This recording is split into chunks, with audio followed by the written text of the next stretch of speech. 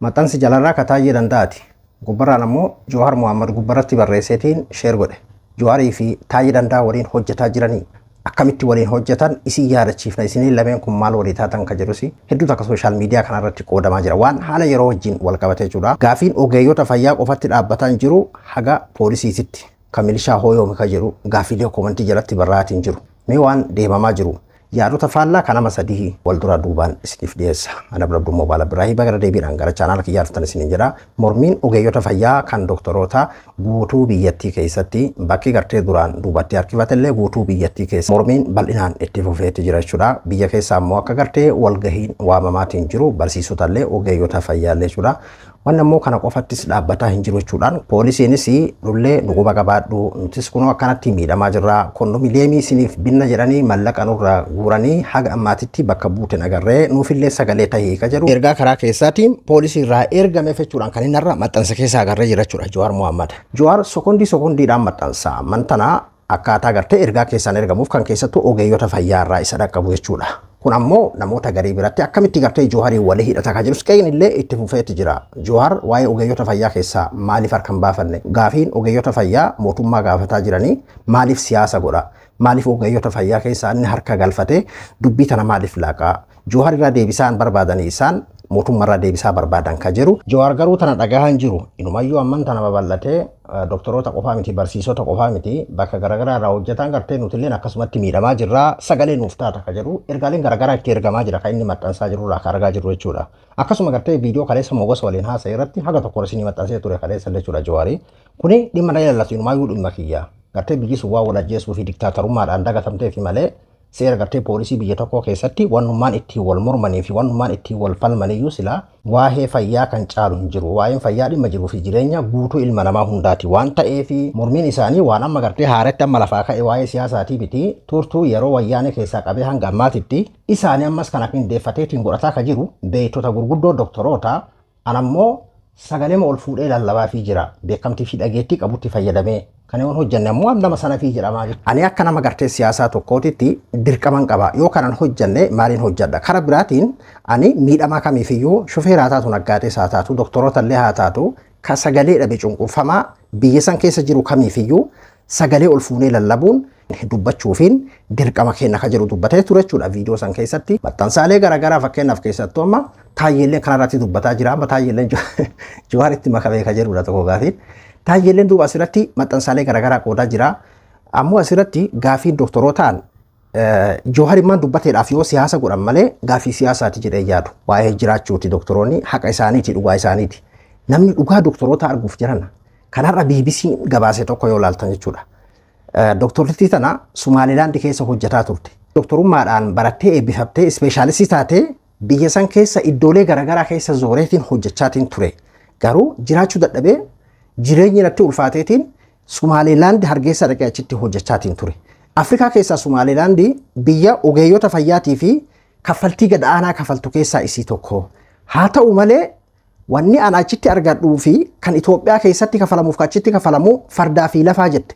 Inumayyuu wanni gartee ogeessa fayyaatiif hargeessatti kafalamu gara doolaara akka aataa amma jiruutitti yoo kan jijjiiru taate doktoroota 20 yookiin ammoo ogeeyyota fayyaa 20 ogeeyyota fayyaa 20 Itoophiyaa jiraniif kaffaluu ni gaha kan hargeessatti nama tokkoof kaffalamu jette. Sumaalilaandiin tun beekaa biyya Itoophiyaadhaan beekamtii argatuudhaa fi Itoophiyaadhaatti hagamta akka firoomaatiin turte haga gartee galaana diimaa walii galuudhaatitti kan gaaniitu turan sana jechuudha. Biyya Itoophiyaa irraa beekamtii barbaaddu san jechuudha. Biyya beekamtiyyuu addunyaa irratti hin argatin jechuudha.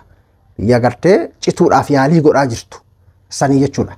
Duuba ati amma mee fakkeenyaaf asumarraayyuu tilmaamuun nama hin dhibuu jechuudha. Kanaafuu warri siyaasaallee akka isaan ilaallatutti gartee waan as keessatti jallate akka siyaasaatti itti fayyadamuu danda'a. Warri akka Jawaaris hayyoonni birootis paartiin mormituu kamiyyuu akka siyaasaatti mootummaa kana warri mormaa jiranis akka kan mormaan jiranillee dhimma itti bahuu danda'an. Garuu dhimmichi ammoo dhimma siyaasa osoo hin tahiin gaafii haqaati jedhee yaada. Ka barsiisaa silaayyuu beekamaadha.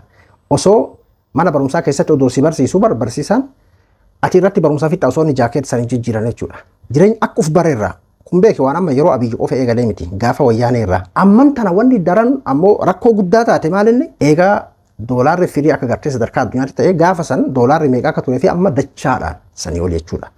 Mallanni duuba hagasuma takka waa bituu dadhabe. Wanni dur kumaan bitattu arrantana kuma lama yookiin kuma sadii si feesisa jechuudha. Garuu mindaan bakkuma san jira tilmaamee ammatti kiraan manaa dabalame xeefii maali wanni bitatan hundi dabale kophee takka bitachuun dabale wanni hundi dabalee jira.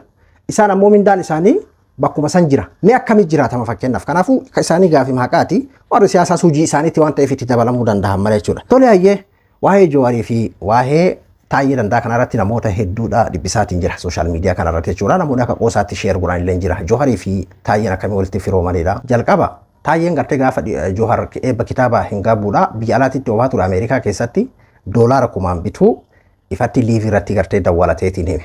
Achirraa gartee dubbiin akkamii ka jedhu namuu yaalaatiin ture jechuudha. Kalammataa kaleessa Taayyee Dandaa feesbuukiin isaa hatamee jira. Feesbuukiin isaa haak ta'ee jira. Wanni inni maxxansuu isaan ilaallatu. Kaleessa yeroo muraasaaf natti fakkaata ka feesbuukiin Taayyee hatameeti ture. Kan ammoo kan dursa hime waa'ee Taayyeedhaa kan jalqaba dubbate Jawaar jechuudha. Sila akkamii dubbiin Jawaar waa'ee Taayyee fi gartee Jawaar wal quunnamtii qabanii waliin hojjetaa jiranii ka jedhu duuba husuusiin daran nu babal'atte jechuudha. Arrantan ammoo ifaa bilisatti feesbuuka Taayyee Jawaar Muhammad sheer godhe. Kan inni barreesse waa'ee haakimoota irratti mee gootuu isaa isiniif hin dubbisa. Taayyeen akkas jedha. Afaan Amaaraatii afaan Oromoon katabee shirtuu farri beekumsaa har'allee dhugaa hin hubattu. Nama jiruuf rakkate kiroodarii paarkii fi roozartiin sossobuuf hin saalfattu. Biyyi tanfaarsee bulaa fi dallaala lafaa qofaa akka hin taane hin beeytu. Nu haakimoota, barsiisota, loltootaa fi hojjettootaa fi jiraattota magaalaa baadiyaa kanneen nyaatanii buluu ibsaa bishaan kafaluu fi wayaa jijjiiratuu fi rakkoon jiruu baraa isaan darareeti. Dubbiin bashannana ilaallattu. Kanaafuu paarkii fi roozartiin nu hin fakkaatu. Waliigalaan Itoophiyaanotaa fi addatti ammoo hooggantoonni haakimoota keenya irraa haa barannu. Dallaa amantaa fi sabummaa fi naannummaatii baanee ajandaa jiruu haqaa nagaa bilisummaa fi obbolummaa irratti haa fuulleffannu. Hunda keenyaafuu rakkinichi dhimma jiraatu yookiin dhabamuu waan ta'eefi qajeeltoon haa tokkoomnu. Yeroo gaarii Jawaaris ammoo isa kana sheer godhe. Sheer wal godhuu isaanii kana ilaalchisee Dammaqaa Nagaasaa akka gartee mootummaa kana deeggaruudhaan keessattuu hedduminaan Jawaar irratti barreessuudhaan waan mootummaa kanarraa difeensi godhuun ittisuudhaan kan beekamu ammoo akkas jechuudhaan katabe. Dammaqaa Nagaasaa akkas jedha. Seenaa keessatti halagaan humnaa fi gootummaadhaan Oromoo caalee Oromoo cabsee hin beeku. Oromoo cabsuudhaa fi halagoonni yeroo hundaa xannacha Oromoo keessatti uumamtutti dhimma bahaa turan. Kana tokko lama jennee galmee seenaa irraa waliif tarreessuu ni dandeenya. Jaanjoo fi ofittoonni tokko har'as waan dhuunfaa ishee giddu galeessa godhattee halagaa jala kaatte. Oromoo cabsuuf yaalti. Qabsoo Oromoo waggoota dheeraa umrii keenyatti qisaasnetti qoosuu barbaaddi. Faarsee bulaa nuun jechuu feeti. Yoo faarsines nuti ufii fi saba keenya faarsine malee finxaaleyyii faannoo hin faarsine. Diina Oromoo abadan faarsee hin beeku fuulduratti illee hin faarsu. Gochaan jaanjoo fi ofittoo kun garuu abadan hin milkaa'u. Kana booda Oromoon xannachaafis ta'e halagaaf ergamu hin jiru. Dubbiin Oromoof galee jira. Moojjiisi warri iccitii Oromoo gurgurachaa ooltan. Kana booda hanga feete halaaktanis Oromoon waanjoo gabrummaatitti lamuun deebi'u. Barcuma ergamtummaan ormi qooduufittis dhimma hin ba'u. Kun abadan hin ta'u. Tasgabbaa dhaabbadhaa of ilaala. Waan hundaafuu waan kaleessa waliin jechaa turtanis akka yaadattanii fi isiniif qoodee jira. Jawaarii fi Taayyee baana. Fakkeenyaaf maxxansa isaa akka Taayyeen gaafa duraa warri gartee qaalitti keessatti wayyaanee gad deebisuudhaaf warri hidhame jedhee akka gartee Taayyeen gaafa duraa san Jawaar irratti barreesse biddeena lagataniitiin cukkoo nyaataa jiran kan inni gaafa duraa jedhee barreesse san isa kana fayyadameeti yaadachiiseen jechuudha. Warri badhaadhinaa kun ammallee waan nama jedhuun keessaa beektaa waa'ee paartii osoo hin ta'in waa'ee Oromoo dubbatu Oromoodhaaf dhaabbatan jechuudha. Oromoon kana booda maxxantummaadhaan kursii namni kennuuf illee barbaadu ta'isaa jabeeffatuu qabaadha. Ta'isaa jechuun Oromoon silaa yaa ofii bahee harka ofiitiin filate Oromoo jechuun. Amma namni masaraa jiru dhugaa Dr. Abiy Oromoodha. Garuu Oromootu filate. Akkasuma fedhii Oromootu guutamaa jira. Jechuun akkuma diktaatorummaa yookiin kopxummaadhaan bulchuu irratti iyyuu fedhii Oromoo guutamee jira ka jedhuu fi gaafii nama hundaati jechuudha. Taayyeen garuu dhimmi hojjettoota guutuu dhimma kiyyaa fi keeti dhimma jiraachuu fi jiraachuu dhabaati. Waa'een paarkii fi dhiichisni roozartiidha nuun ilaallatu. Itoophiyaanotuma guutuu iyyuu ilaallatu. Keessattuu hojjettootaan ilaallatu. Amma qabsoon kan hojjettoota ta'e jechuudha. Fayyisaa Leellisaa kan Jawaar irratti amma ammatti waa barreessuun ta'in kan arrabsuudhaan Fayyisaan kan inni beekamu hooggantoota Oromootii fi namoota siyaasa Oromoo kan arrabsuudhaan kan inni beekamu qeerroon gartee kaleessa inni beeku suni raayyaa ittisa biyyaatii fi wabootti waan jara gartee seentee fi san dhiiseetiin amma gartee karaa kanaan dhufe jechuudhaan qabsoon kun akka gartee faallaatti ta'e yookiin ammoo haalli deemaa jiru kun akka bitaa itti galee dubbatee jira jechuudha. Fayyisaa Leellisaa maxxansi isaa kun hedduuta kana kofalchiisee Taayyee fi Jawaar akkamitti kaleessa gartee yeroo isaan mana turan san lagannaa jedhanii cukkoo nyaataa jiran biddeena lagatanii cukkoo nyaataa jiran kan jedhu san akkana kan nuti lamuu kana yoo biyyuun dagannu jedhan warri gartee mootummaa kana deeggaru jechuudha. Garuu Jawaar dagatee jira isaan hin daganne jechuudha. Kana yoo biyyuun dagannu warri jiran jiru.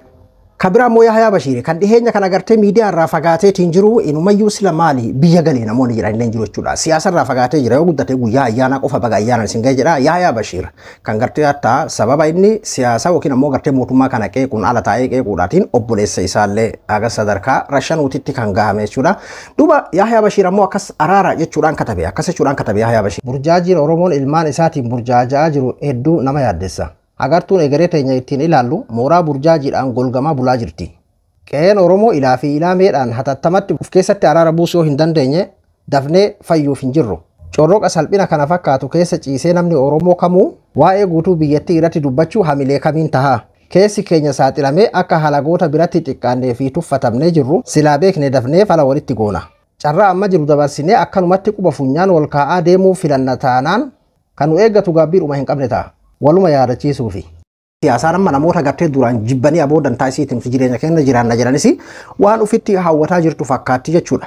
Warri akka Yahya Bashir ammoo iccitii keenya alagatti nu saaxilinaati araarri haa bu'u jecha walumaa gala gaafiin doktoroota deebisaanii argataa deebisaa argateetiin furmaanni bu'amoo laata akkanumatti itti fufamee hojiin dhaabbata kan jedhume walumaan ilaalla. Hundaafiyyuu rabbiin walii galchee akkuma gartee amma Taayyee fi Johaar sheer wal godhan kanatti Abiyyii fi Johaaris akkasuma gartee Jaalmarroo fi Abiyyis guyyaan sheer wal godhanii biyyi teenya nagaa taatutti nu haa agarsiisu jenna kaan abduu mobaala biraa hanga qophii biraatii walitti deebinutti nagaa tura.